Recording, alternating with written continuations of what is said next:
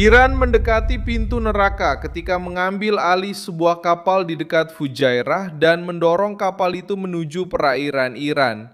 Pada pagi hari tanggal 14 Mei 2026 di tengah krisis Selat Hormuz. Informasi paling serius datang dari UKMTO, lembaga Inggris yang memantau keamanan maritim. Orang-orang yang tidak berwenang naik ke sebuah kapal yang berlabuh sekitar 38 mil laut dari pantai Uni Emirat Arab. Dan kapal tersebut mulai berlayar menuju wilayah yang dikuasai oleh Teheran. Rezim Iran tak lagi sekedar mengancam dan kini masuk ke uji kekuatan yang nyata. Ketika sebuah kapal diambil alih di wilayah ini, awak kapal menjadi alat tekanan. Perdagangan global merasakan dampaknya dan Washington harus memutuskan apakah hanya mengikuti krisis atau menjatuhkan konsekuensi berat kepada pihak itu. Sampai saat ini belum ada konfirmasi resmi mengenai korban tewas, luka-luka atau baku tembak di dalam kapal.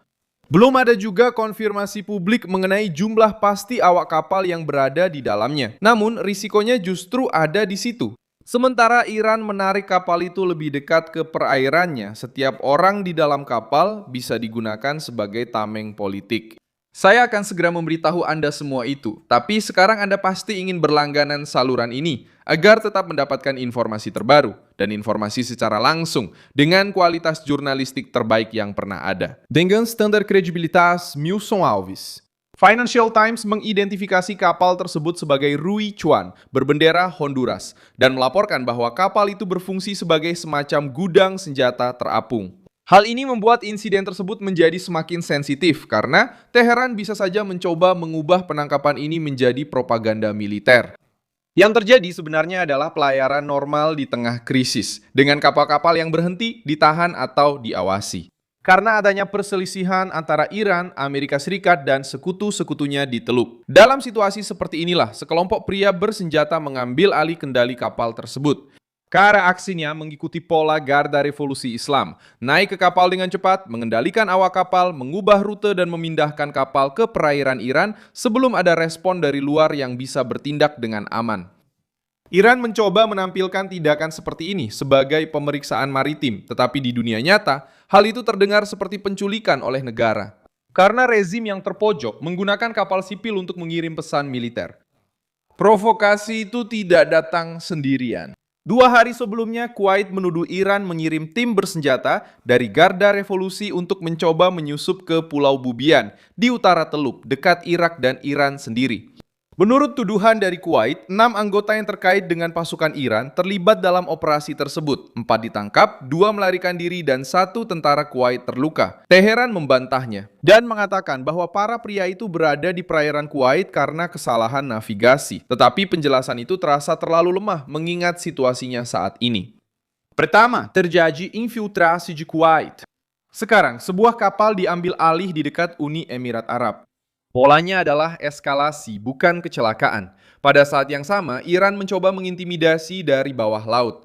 Media Amerika Serikat melaporkan bahwa Teheran mengumumkan pengiriman kapal selam kecil ke Selat Hormuz, menyebut peralatan ini sebagai penjaga tak terlihat di wilayah tersebut.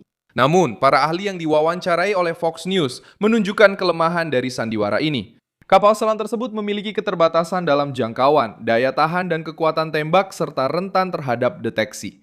Iran ingin tampil sebagai korban sambil mengubah laut menjadi ajang pemerasan. Gedung Putih sekarang dihadapkan pada pilihan yang sulit. Jika kasus ini dianggap sebagai insiden kecil, Teheran akan menganggap bahwa mereka bisa mengulangi metode tersebut. Marco Rubio sudah memasukkan Tiongkok ke dalam perhitungan ini karena Beijing membeli energi dari Iran, berkomunikasi dengan Teheran, dan juga terkena dampak ketika kapal-kapal mereka sendiri terjebak di Teluk. Ironinya sangat terasa. Iran bergantung pada perlindungan ekonomi dari Tiongkok, tetapi menciptakan krisis maritim yang juga mengganggu perdagangan Tiongkok. Sejarah membantu memahami mengapa kasus ini tidak bisa dianggap sebagai hal yang biasa. Pada tahun 2015, pasukan Iran melepaskan tembakan peringatan dan menaiki Mers Tigris, kapal berbendera Kepulauan Marshall, lalu membawa kapal tersebut ke perairan Iran dengan dalih sengketa komersial. Kasus tersebut berakhir beberapa hari kemudian dengan awak kapal dalam keadaan aman. Tetapi hal itu memperjelas bagaimana Teheran menggunakan kapal asing untuk menciptakan tekanan dan kemudian bernegosiasi demi keringanan.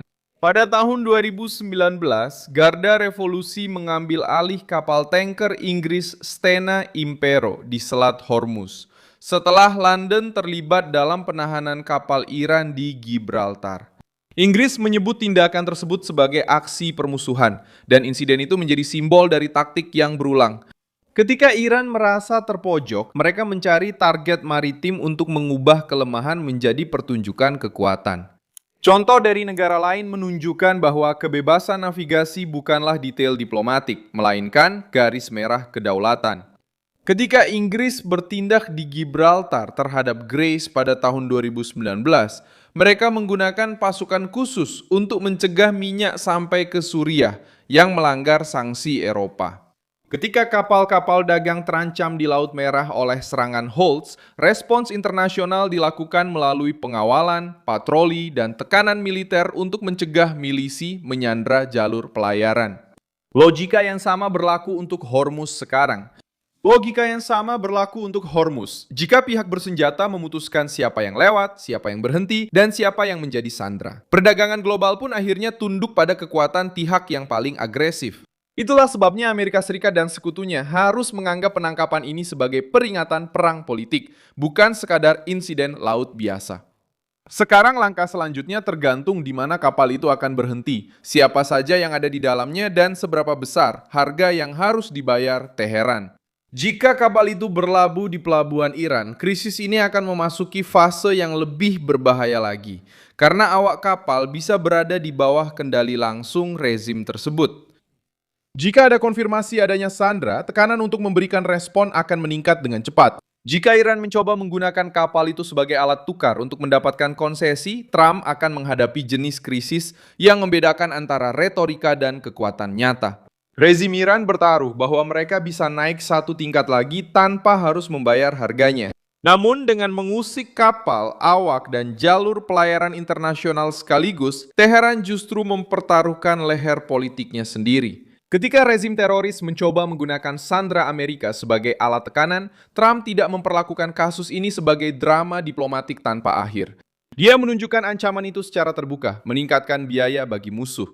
Begitulah yang terjadi terhadap negara Islam. Ketika tekanan militer Amerika Serikat membantu menghancurkan kekhalifahan yang menculik, menyiksa, dan mengeksekusi. Mengeksekusi orang asing untuk menakut-nakuti Barat.